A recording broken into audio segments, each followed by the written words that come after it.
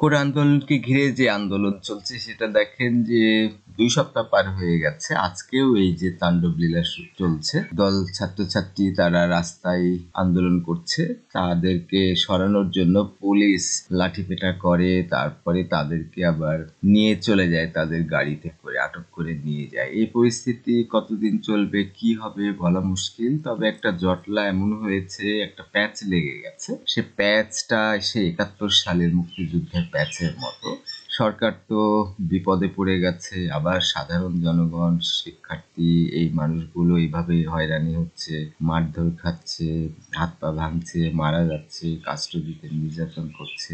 উভয় দিকেই সংকট। এখন এই যে দেখছেন যে মারামারি হচ্ছে, এখানে কি বোঝা যাচ্ছে? বোঝা যাচ্ছে এরকম যে তাদের পুলিশের বস আছে, তারা বলেছে রাস্তায় ছেলে মেয়েরা হট্টগোল করছে, ওদের সরা। কিভাবে সরাবে আমাদের দেখার বিষয় না। এই যে বিশৃঙ্খলা তৈরি হচ্ছে, কারণ পুলিশ তাদের চাকরি বাঁচানোর জন্য নানান কারণে তারা এই যে কি ভয়াবহ মারছে, তারপর মেয়েদের গায়ে মারা খুবই অস্বাভাবিক। পুরুষদের শরীর যতটা শক্তিশালী, নারীদের ক্ষেত্রে সেটা কম হয়। ফলে এই যে পুলিশের যে ব্যাটন চার্জ, পুলিশ যে লাঠি পেটা করছে, এটা মারাত্মক একটা কষ্টের। কিন্তু এই শিক্ষার্থীরা মনে করছে যে এটা ন্যায়ের পক্ষে তারা লড়ছে, তাই তো?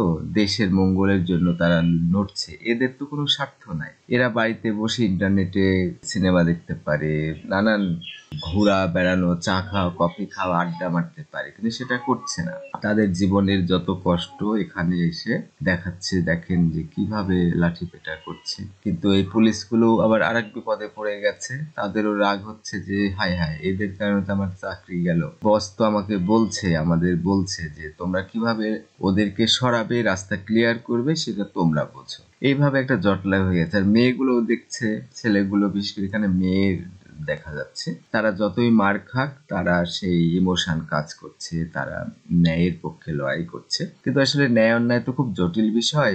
নানান ভাবে বিশ্লেষণ করলে কোনটা ন্যায় কোনটা অন্যায় বলা কঠিন। দেশে সরকার আছে, তারা হয়তো সুষ্ঠুভাবে পরিচালনা করছে বা চেষ্টা করছে, বা অনেক অনিয়মও করছে, অনেক সমস্যা আছে, সেটা হয়তো সুন্দরভাবে আন্দোলন করা যেতে পারে। একটা কথিত আছে যে সুন্দরভাবে আন্দোলন করলে, হতাহত না হলে এই আন্দোলন থামবে না, তাদের দাবি দেওয়া মেনে নিবে না। তবে কোটা আন্দোলনের ব্যাপারটা খুব সাধারণ ছিল, কারণ শেখ হাসিনা এর আগেও কোটা আন্দোলন বিলুপ্ত করেছে, পরবর্তীতে বিশেষ কিছু কারণে আবার ওটা ইম্পোজ করেছিলেন। পরবর্তীতে এই যে আন্দোলনটা হয়, তারা ভাবছে যে আমরা যদি মারধর, রাস্তাঘাট বন্ধ টন্ধ, এটা সেটা, ইট পাটকেল না ছুড়ি, গাড়ি ঘোড়া না ভাঙি, আগুন না দিই, তাহলে তো শেখ হাসিনার সরকার এটা মেনে নেবে না। এই ধরনের একটা জটলা, যেটা 71 সালে হয়েছিল। 71 সালে কি হয়েছে, একটা গ্রামের একটা মেয়েকে পেয়ে পুলিশ মানে পাকিস্তানি হানাদার বাহিনী রেপ করে ফেলে। তখন তার পরিবার, তার গ্রামবাসী সোচ্চার হয়েছে, সর্বনাশ, পাকিস্তান থেকে এসে এরকম ঘটনা করলো, আমারও তো বোন আছে, আমারও তো মা আছে। এই যে তখন ওই বেগবান হচ্ছে, এই আন্দোলনটা এমন ভাবে বেগবান হয়, এমন ইমোশনাল ব্যাপার চলে আসে, এমন ক্ষয়ক্ষতির মধ্যে পাকিস্তান সেনাবাহিনী, পাকিস্তান সরকার আমাদের বাংলাদেশের উপরে চড়াও হয়। আপামর জনগণ তখন ঝাঁপিয়ে পড়ে। পরবর্তী সময়ে 9 মাস যুদ্ধের পরে আসলে দেশ স্বাধীনতা পায়, তাই তো? সেটা অনেক গর্বের, সেটা অনেক মহত্বের, অসম্ভব ভালো একটা কাজ ছিল। পাকিস্তানের আন্ডারে যদি আমরা থাকতাম, তাহলে হয়তো চাকরি থেকে শুরু করে হাজারো রকমের জুলুম হতো, বৈষম্য হতো। তার মানে একটা বৈষম্য সবথেকে বড় গুরুত্বপূর্ণ। সরকারি দল একটা চাইবে তাদের দেশ সুন্দরভাবে চলুক, কোনো মানুষ হট্টগোল না করুক, কোনো ঝামেলা না হোক, সুনাম হোক তাদের। কিন্তু সাধারণ জনগণ মনে করছে যে না, এই সরকার তো খারাপ, এই সরকারের অনেক ত্রুটি আছে, অনেক দোষ আছে, অন্যায় আছে, এগুলোর প্রতিবাদ করা দরকার। আচ্ছা ঠিক আছে, প্রতিবাদ করে তো আমার লাভ নাই, কিন্তু করি। এটা একটা ধর্মীয় ব্যাপার, এটা একটা মানবিক ব্যাপার। আমাদের স্বার্থই শুধু দেখে যেতে হবে না, আমাদের পরের প্রজন্মকে গুরুত্ব দিতে হবে। সুকান্ত যেমন বলছে যে আমরা তো মরেই যাব, তাই তো? কিন্তু মরে যাওয়ার আগে আমরা যেন বাসযোগ্য করে যাই পৃথিবী, যাতে করে পরবর্তী প্রজন্ম তারা অনেক সুখে শান্তিতে আরাম আয়েসে থাকতে পারে। কিন্তু বাস্তবে আসলে হতে চায় না। এক দেশ গেলে আরেক দেশ আসে, এক লিডার গেলে আরেক লিডার আসে, সাধারণ জনগণের ভোগান্তি হয়তো কমে না, তবে কমানোর চেষ্টা করা ফল পেয়ে এইসব আন্দোলনগুলো হয়। কিন্তু যারা এই শিকার হচ্ছে, যারা মার খাচ্ছে, যারা জেলে যাচ্ছে, যারা মারা যাচ্ছে, যারা পঙ্গু হচ্ছে, তাদের কিন্তু চরম ক্ষতি হচ্ছে। তারা দেশের জন্যই লড়াই করছে। আবার যারা পুলিশ মারছে তারা কি দেশের জন্য করছে না? তারা চাকরি করছে, তারা প্রতিহত করছে, একটা দেশের ভাবমূর্তি বিনষ্ট হচ্ছে বলে তারা এইভাবে চলছে। আগে যেহেতু মিডিয়া খুব দুর্বল ছিল, ইন্টারনেট ছিল না, ভিডিওর ব্যাপার স্যাপার ছিল না, ছবির সমস্যা ছিল, এখন এই সুবিধাগুলো হয়েছে, ফলে এগুলো দেখা যাচ্ছে, এগুলো পরিষ্কার বোঝা যাচ্ছে যে সরকার কিভাবে লাঠিপেটা করছে, কিভাবে হতাহত করছে। আবার সাধারণ জনগণ রাস্তায় নেমে গাড়ি ঘোড়া বন্ধ করে ফেলছে, আগুন দিচ্ছে, এরকম একটা বিশ্রী পরিবেশ আসলে বিরাজ করছে। আর দেশের যে জনগণ, সব জনগণ যে এটা আবার সাপোর্ট করে তা না, আবার যারা সাপোর্ট করে তারা তো সেই জ্ঞানী নাও হতে পারে। ছাত্রদের জ্ঞান কত বা আছে। আমি যখন ছাত্র ছিলাম তখন আমার 3টা বিষয়, একটা হলো ভালো ভালো খাবো, বন্ধুদের সাথে আড্ডা দিব, আর হলো মেয়েকে আছে তার সাথে কিভাবে গল্প করব, কাকে পটাবো, কি করব। মানে ছাত্র অবস্থায় এই 3টা জিনিসই কাজ করে। পাশাপাশি পড়াশোনাও করে যে হ্যাঁ আমি পড়াশোনা না করলে আমাদের সম্মান থাকবে না, ভালো চাকরি পাবো না, ভালো বিয়ে করতে পারবো না, আমাদেরকে কেউ পছন্দ করবে না, বাবা মা গালাগালি করবে, টিচাররা পছন্দ করবে না।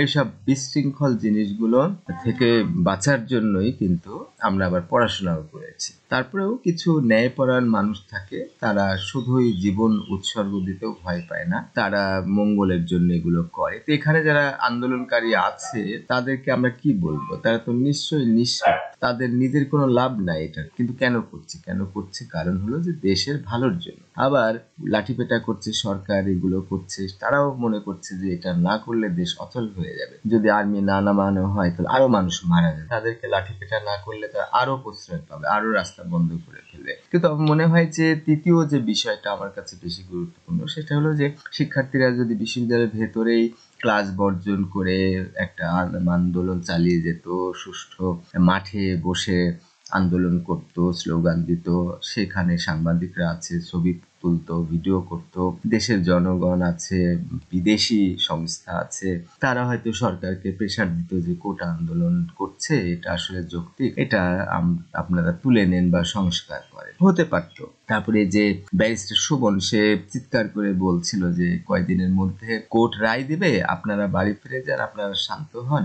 আমরা দেখছি, আমি একজন নিজে আইনজীবী, আমি চেষ্টা করছি, সবাই চেষ্টা করছে, শেখ হাসিনা সরকারের তেমন কোনো আক্রোশ নাই, সবাই চায় যে দেশের মঙ্গলের জন্যই কাজ করছে, কিন্তু ছাত্রছাত্রীরা সেটা শুনলো না, সে বলছে। আবার সরকারের বিরুদ্ধে সে বলছে যে সরকার সহিংসতা প্রশ্রয় দিচ্ছে বা অনেক ক্ষয়ক্ষতি হচ্ছে, এগুলো আসলে একেবারে একে অপরের সাংঘর্ষিক, খুব একটা লাভ নাই। আন্দোলনকারী যারা, তারা এখানে দেখেন যে স্বার্থপর না, তারা নিরীহ, তারা আসলে দেশের মঙ্গল চায়, মানুষের মঙ্গল চায়, ভালো চায়, কিন্তু ভালো করতে গিয়ে কি পদ্ধতিতে ভালো করা যায় সেটা তারা নাও জানতে পারে, তাদের জ্ঞান সীমিত, ছাত্র অবস্থায় আসলে সেই জ্ঞানগুলো থাকে না। এক্ষেত্রে বাবা মায়েদের কিছু ভূমিকা আছে, সেটা হলো যে ছেলে মেয়েরা পড়াশোনা করবে, বাবা মায়েরা সেটার একটা আন্দোলন করতে পারে যে আমাদের বা ছেলে মেয়েরা পড়াশোনা করছে, আমাদের খরচ হচ্ছে, আমরা এত কষ্ট করে খরচ যোগাচ্ছি, কিন্তু এরা যখন পাশ করে যাবে তখন তো চাকরি পাবে না। কারণ দেখছি যে কেউ চাকরি পাচ্ছে না,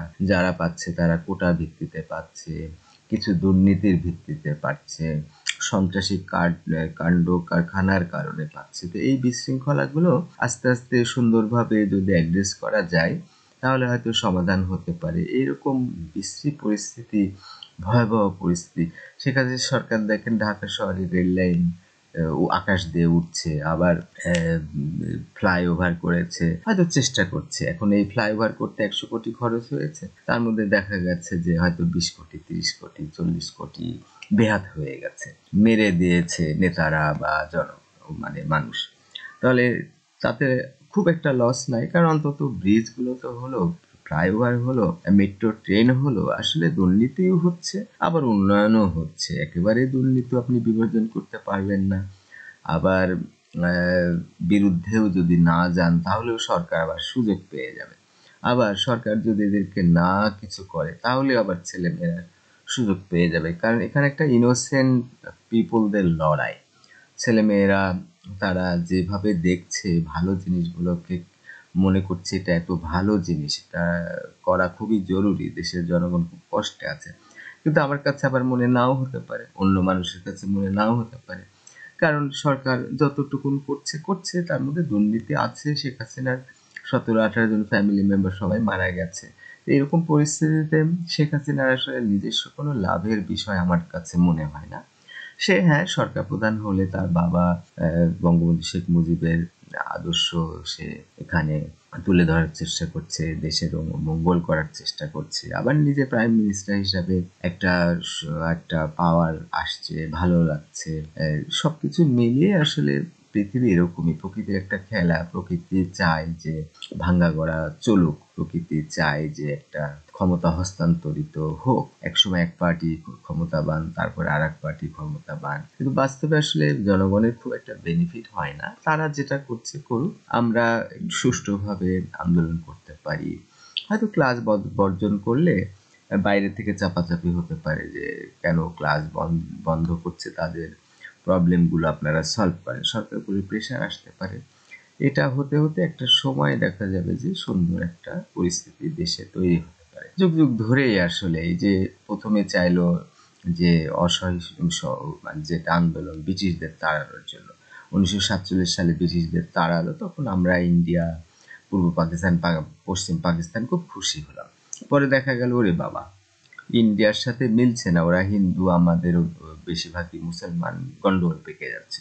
তখন আন্দোলন হয়ে কি হলো, ইন্ডিয়াকে সেপারেট করা হলো, পাকিস্তান আর পূর্ব পাকিস্তান একসাথে থাকে। পরবর্তী দেখা গেল কি এত দূরে পাকিস্তানের এরাই তো সব পাওয়ারফুল, শেখ মুজিব 56% ভোটে জিতেও ওরা দিল না। এই যে একটা বিশ্রী ব্যাপার হলো, তখন কি করলো, তারা আক্রমণ করলো যে না, বাংলাদেশকে স্বাধীন করা যাবে না, তাদেরই অঙ্গ রাজ্য হিসাবে তারা ব্যবহার করবে। কিন্তু আমাদের দেশের মানুষও বুঝতে পারছে পাকিস্তানরা তো তাদের দেশকে উন্নত করছে, আমাদের এখান থেকে টাকা পয়সা ধন সম্পদ নিয়ে যাচ্ছে, আমাদের এরা চাকরি পাচ্ছে না, আমাদের এরা প্রভাব রাখতে পারছে না, এরা সুবিধা বঞ্চিত হচ্ছে। সবকিছু মিলিয়ে আমরা নিপীড়িত, নির্যাতিত হচ্ছি। তখন একজোটে সবাই মিলে কাজ করে তাদের প্রতিহত করে, যদিও অনেক মানুষ মারা যায়, অনেক নারী সম্ভ্রম নষ্ট হয়, মানুষ পঙ্গুত্ব বরণ করে, দেশের সাময়িক একটা অর্থনীতি বিপর্যয় ঘটে। তারপরে 75 সালে দেখা যাচ্ছে যে দুর্ভিক্ষ, এটা সেটা নানান কিছু কারণে আবার একদল মনে করছে শেখ মুজিব তার ফ্যামিলিকে নিশ্চিহ্ন করলে, এই ধরনের বিশ্রী নানান কিছু হচ্ছে, যে সাধারণ জনগণের জন্য আমার কাছে ক্ষুদ্র ব্রেনে যেটা বলে সেটা হলো আপনারা সুস্থ আলোচনায় বসেন, আন্দোলন করেন। রাস্তাঘাট বন্ধ করার দরকার নাই, আবার যদি বন্ধ করে তাহলে পুলিশদেরও আরো সমীহ হতে হবে, আরো সদয় হতে হবে, আরো চেষ্টা করতে হবে, কারণ জানমালের ঊর্ধ্বে তো কিছু না। সেক্ষেত্রে তাদের এইভাবে নির্যাতন করাও যাবে না। সুষ্ঠুভাবে সুন্দরভাবে দেশ চলুক, এটাই কামনা আমরা করি। এই পর্যন্ত, ধন্যবাদ সবাই।